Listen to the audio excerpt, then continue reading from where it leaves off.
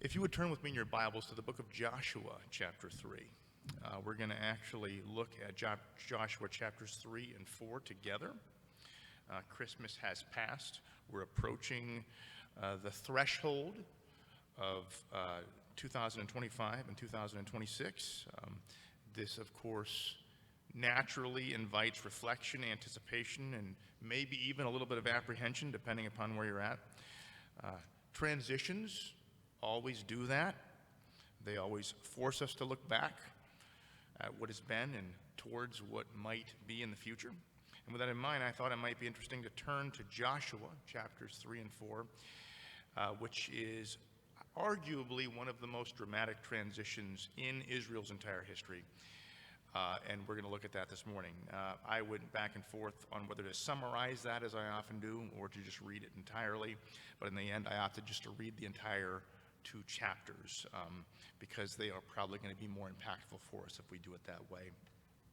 There's 40-some verses of text there, so there's a good amount, but again, it's historical narrative. And we want to grab what's in there, so let's go ahead and read through them together, beginning in chapter 3. Note, before I begin, that this is immediately following the events of chapter 2, which are Jericho and the spies and Rahab hiding them and such things as that, as they're preparing to go into the promised land.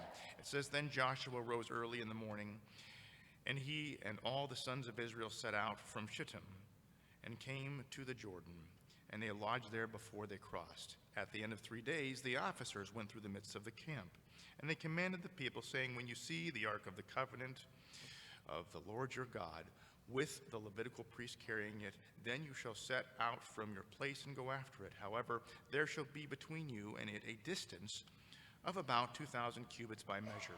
Do not come near it, that you may know the way by which you shall go, for you will not have passed this way before.' Then Joshua said to the people, 'Consecrate yourselves for tomorrow. The Lord will do wonders among you.' And Joshua spoke to the priests, saying, 'Take up the ark of the covenant and cross over ahead of the people.' So they took up the ark of the covenant and went ahead of the people. Now the Lord said to Joshua, 'This day I will begin to exalt you in the sight of all Israel, so that they may know that just as I have been with Moses, I will be with you. You shall moreover command the priests who are carrying the ark of the covenant, saying, when you come to the edge of the waters of the Jordan, you shall stand still in the Jordan.' Then Joshua said to the sons of Israel, 'Come here, hear the words of the Lord your God.' Joshua said, 'By this you shall know that the living God is among you, and that he will assuredly dispossess from before you the Canaanite, the Hittite, the Hivite, the Perizzite, the Girgashite, the Amorite, and the Jebusite. Behold, the ark of the covenant of the Lord of all the earth is crossing over ahead of you into the Jordan. Now then, take for yourselves 12 men from the tribes of Israel, 1 man for each tribe. It shall come about when the soles of the feet of the priests who carry the ark of the Lord of all the earth, rest in the waters of the Jordan, that the waters of the Jordan will be cut off, and the waters which are flowing down from above will stand in one heap.' So when the people set out from their tents to cross the Jordan, with the priests carrying the ark of the covenant before the people, and they rose who carried the ark and came into the Jordan, and the feet of the priests carrying the ark were dipped into the edge of the water, for the Jordan overflows all of its banks in the days of the harvest. The waters which were flowing down from above stood up and rose up in one heap, a great distance away at Adam, the city that is beside Zarethan. And those which were flowing down towards the sea of Arabah, the salt sea, were completely cut off. So the people crossed opposite Jericho. And the priests who carried the ark of the covenant of the Lord stood firm on dry ground in the middle of the Jordan, while all Israel crossed on dry ground until the nation had finished crossing the Jordan." Now, chapter 4 says in verse 1, "Now when the nation had finished crossing the Jordan, the Lord spoke to Joshua, saying, 'Take for yourselves 12 men from the people, 1 man from each tribe, commanding them, saying, Take up for yourselves 12 stones from here, out of the middle of the Jordan, from the place where the priest's feet are standing firm, and carry them over with you, and lay them down in the lodging place where you will lodge tonight.' So Joshua called the 12 men whom he had appointed from the sons of Israel, 1 man from each tribe. And Joshua said to them, 'Cross again to the ark of the Lord your God into the middle of the Jordan, And each of you is to take up a stone on his shoulder according to the number of the tribes of the sons of Israel. And let this sign be a sign among you, so that when your children ask later, saying, what do these stones mean to you? Then you shall say to them, because the waters of the Jordan were cut off before the ark of the Lord of the ark of the covenant of the Lord. When it crossed the Jordan, the waters of the Jordan were cut off. So these stones shall become a memorial to the sons of Israel forever. And so verse 8 says, thus the sons of Israel did as Joshua commanded, and took up 12 stones from the middle of the Jordan, just as the Lord spoke to Joshua, according to the number of the tribes of the sons of Israel. Remember back in chapter 3, he said, take one man from each tribe. So they were appointed there, and those guys were supposed to grab stones and bring them with them and set up this memorial. They carried them over with them to the lodging place and put them down there. Then Joshua set up 12 stones in the middle of the Jordan, at the place where the feet of the priests who carried the ark of the covenant were standing. And they are there to this day. Interesting. For the priests who carried the ark were standing in the middle of the Jordan until everything was completed that the Lord had commanded Joshua to speak to the people according to all that Moses had commanded Joshua. Keep in mind, the priests walked into the Jordan. They were in the middle. They stayed there with the ark while everyone's going by. And then they took the stones with them out, but then they went back and put stones in as well as a memorial inside the river, and there's a memorial outside the river. Okay? It says the people hurried and crossed, and when all the people had finished crossing, the ark of the Lord and the priests crossed before the people. The sons of Reuben and the sons of Gad and the half-tribe of Manasseh crossed over in battle array before the sons of Israel, just as Moses had spoken with them. About 40,000 equipped for war crossed for battle before the Lord to the desert plains of Jericho. Verse 14, on that day the Lord exalted Joshua in the sight of all of Israel, so that they revered him, just as they had revered Moses all the days of his life. Now the Lord said to Joshua, command the priests who carry the ark of the testimony that they come up from the Jordan. So Joshua commanded the priests, saying, come up from the Jordan. And it came about when the priests who carried the ark of the covenant of the Lord had come up from the middle of the Jordan, the soles of the priests' feet were lifted up to the dry ground, that the waters of the Jordan returned to their place, and it went back over its banks as before. Again, they were in the middle while they crossed. As soon as they got out of the Jordan, it all went back. Now the people came up from the Jordan on the 10th of the first month and camped at Gilgal on the eastern edge of Jericho. Those 12 stones, which they had taken from the Jordan, Joshua set up at Gilgal. And he said to the sons of Israel, when your children ask their fathers in time to come, saying, what are these stones? Then you shall inform your children, saying, Israel crossed this Jordan on dry ground, for the Lord your God dried up the waters of the Jordan before you until you had crossed, just as the Lord your God had done to the Red Sea, which he dried up before us until we had crossed. That all the peoples of the earth may know that the hand of the Lord is mighty, so that you may fear the Lord your God forever. Thanks for bearing with me as we read through all of that, but there's just nuggets of truth in there. I thought, well, maybe if I just skip over a couple of verses, but there were just so many little nuggets of things in there I just didn't want to skip over, and I want to touch on, so it was just better to read it all. But what we're seeing here with Israel is a great moment of transition again there, and we're seeing multiple layers of transition at the same time. For example, they're transitioning from wilderness wandering to taking possession. Remember, they're coming off 40 years of wilderness wandering at this point, and they're shifting gears into taking possession of the land of Canaan, which was theirs all along. For decades, keep in mind, for 4 decades, their whole life has been about manna and about tents. It's been about pillars of cloud and pillars of fire. Not ideal. However, there had come to be a sense of normalcy about it. You do the same thing over and over again for a long enough period of time, it becomes the routine. It gets to be a comfortable thing. There was a sense of normalcy and comfort in it, especially for those who were born and raised in that situation. All right? Remember that most of the people, almost all of them at this point, had been born and raised in this wilderness situation. They knew nothing else but that. And now they're being called upon to leave all of that behind for something much less familiar and much less safe.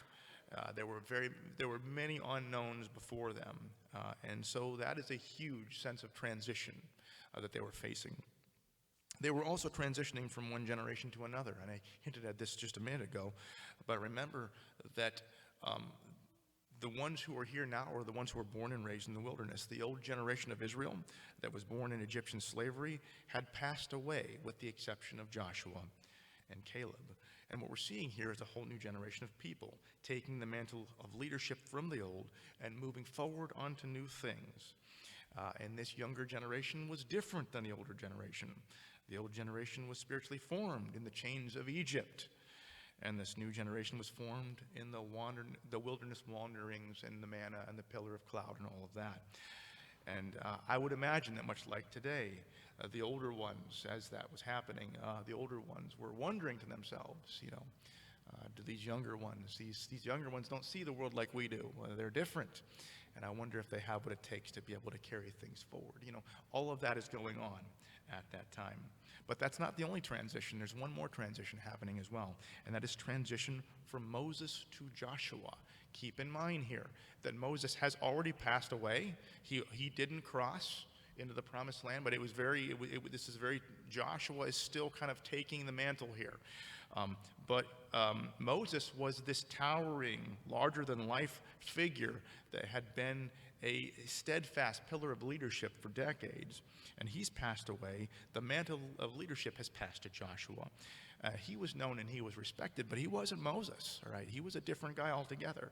But we see in the text here a couple of times that it was in this particular moment of transition in the crossing of the Jordan that the Lord established him and said, in such a way as the people looked to Joshua, the same way that they looked to Moses.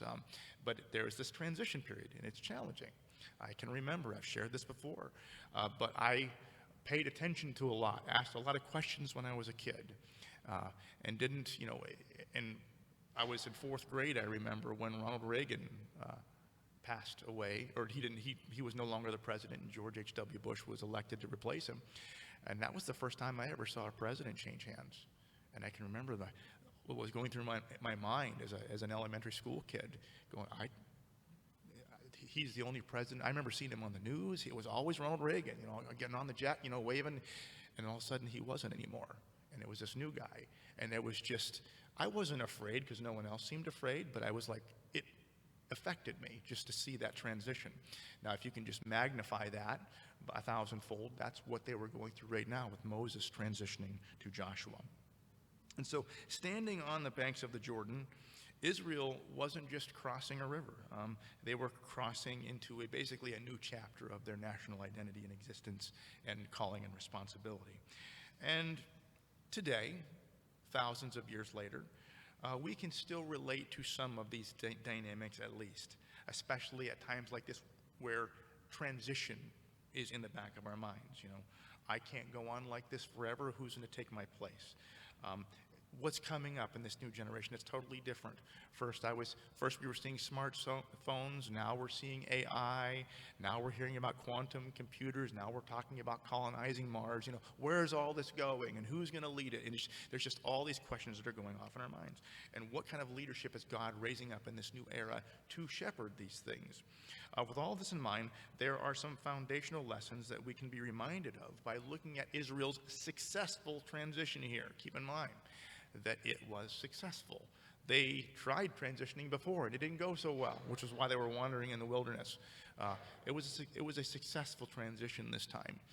And there's a few lessons we can learn about it that are helpful as we are processing whatever seasons of transition we're in right now. So keep that in mind. First, the first reason that they were successful is that they stayed oriented to God's presence, not in control of the path. Again, they stayed oriented to God's presence, not in control of the path. Instead of planning and obsessing over the details of the crossing, Israel was told to watch the ark. I know that it was a lot of reading that we just did, and I know it seemed monotonous at times. But again, the point was for you to see just how much, at least in part, the point was for you to see just how much Israel was told to focus on that ark. There's a ton of it there.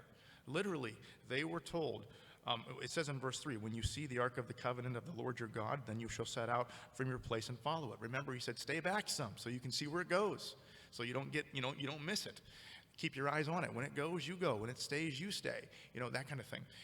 There was so much emphasis upon keeping your eyes on the ark and following the ark, right?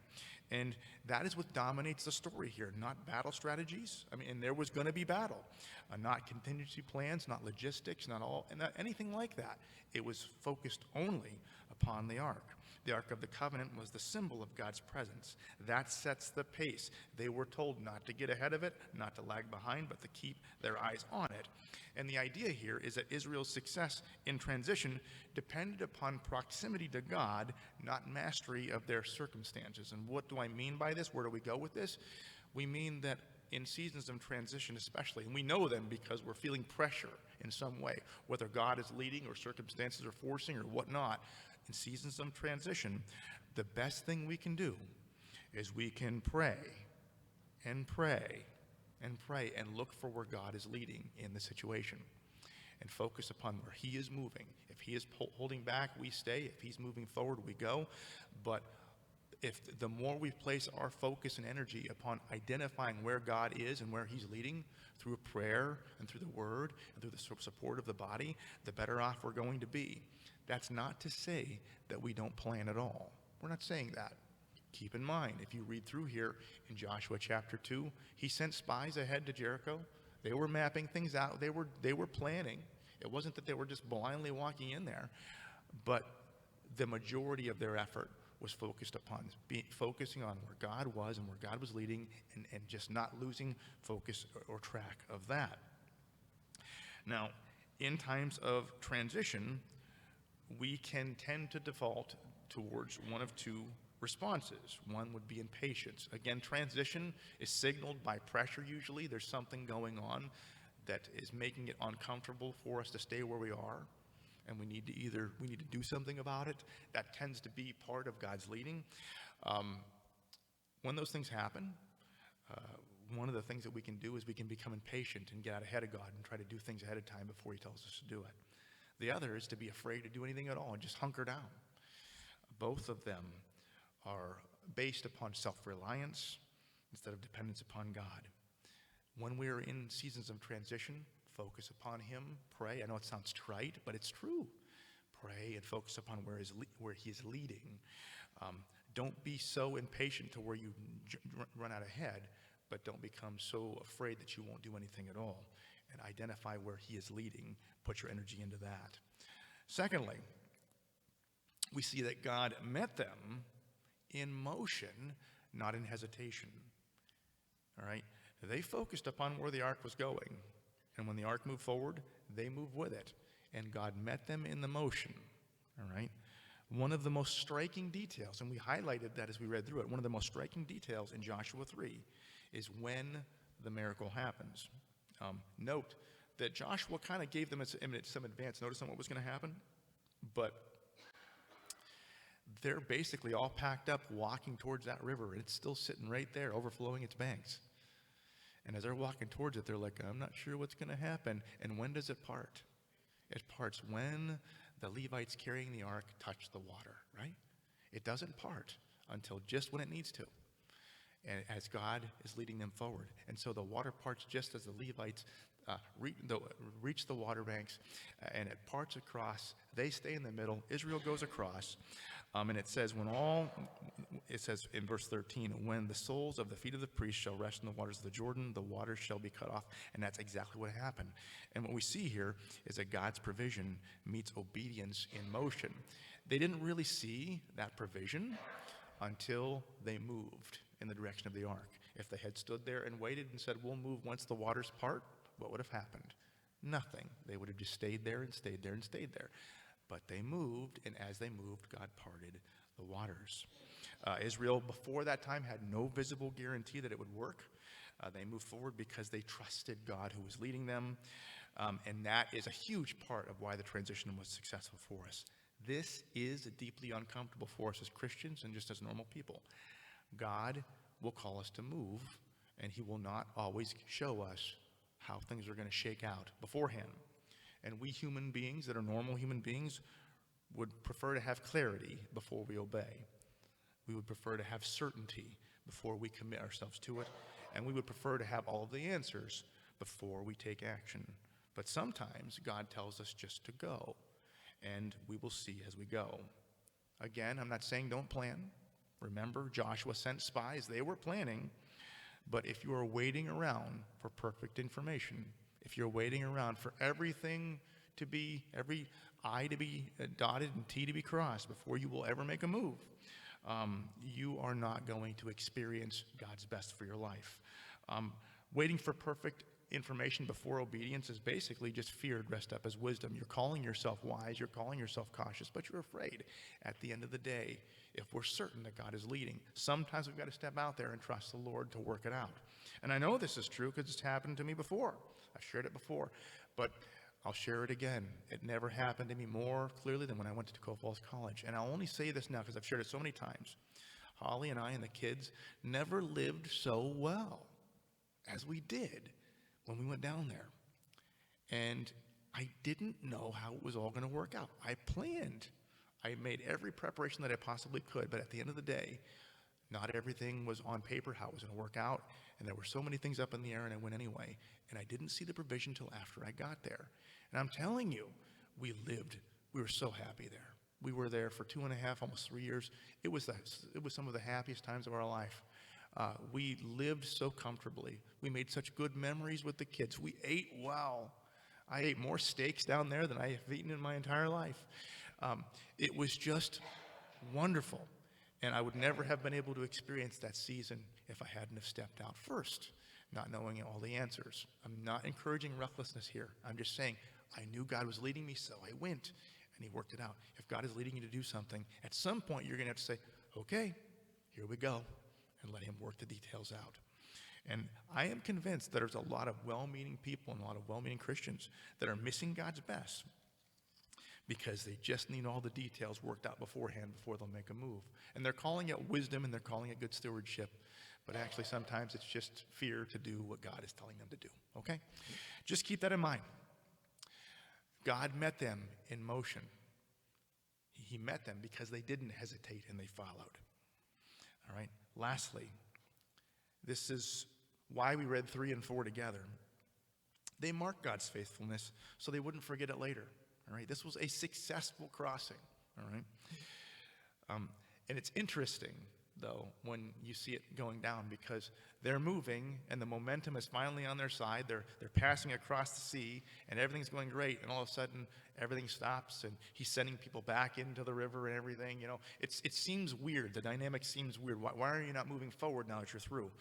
But what's going on here is they're building a memorial so that they don't forget what happened. Why? Because forgetfulness is a very real spiritual danger that Christians have. And Israel had crossed moments like this before, which were mentioned in the text at the end of chapter 4, and they had forgotten. The waters of the Red Sea had been parted for them before, but they forgot about that. They forgot about that back when they went to go in the promised land the first time. And remember, they sent spies to spy out the land, and they saw the Nephilim, and they saw all the walled cities, and they said, it's too great for us. We're not going to be able to go. And they were moaning and complaining. It was just Joshua and Caleb who said, hey, we're going to be able to go, and we're going to be able to take them because the Lord is with us. And the same Lord that parted the Red Sea is going to be able to take care of these people that are before us.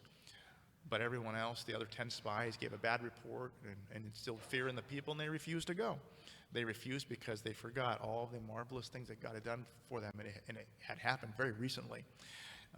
This memorial was put in place so that they wouldn't forget again what God did at the Jordan River. Because forgetfulness leads to fear, and fear leads to rebellion and delay. Those stones that were put in place, they were not for God. They were for the future generations of Israel, for Israel's own fragile memory. And that's why it says in verse 24, so that all the peoples of the earth may know that the hand of the Lord is mighty. What does this mean? It means that all of us, whether we like to admit it or not, are prone to spiritual amnesia. What does that mean? It means that we forget all the ways that God has moved and blessed in our lives beforehand. We tend to remember our problems very vividly, but we tend to recall God's faithfulness very faintly. Our problems seem to be ever before us, always on our mind, always causing fear and anxiety. But the times that God came through in big ways, we forget about them, you know. But we're supposed to remember those things so that when we face problems, we're not thrown off guard by it. So, are you in transition right now? Are you facing things that are uncomfortable and pushing you forward? The best way to address those is to remember all the ways that God has gone before and has sustained us and enabled us before him. Remember again that Israel, they had a successful transition this time, but they failed before him. They failed because they forgot the Red Sea, and they succeeded because they remembered. And I would encourage all of us as we're heading into 2026 and whatever it's going to bring, we need to remember all of the ways that God has blessed us in 2025 and beforehand. I can think of quite a few of them. But I'm pretty sure that there's many of us in this room that have some very big things on our mind going into 2026 that we're not sure how God is going to work out. And we can plan and we can put strategies into place to try to address those things, and we can stress ourselves out worrying about it and make ourselves even sicker as a result. Or we can simply remember the ways that God has come through and praise God for them, and then call upon God to part the waters for us now the way that he did before. Let's do that, shall we?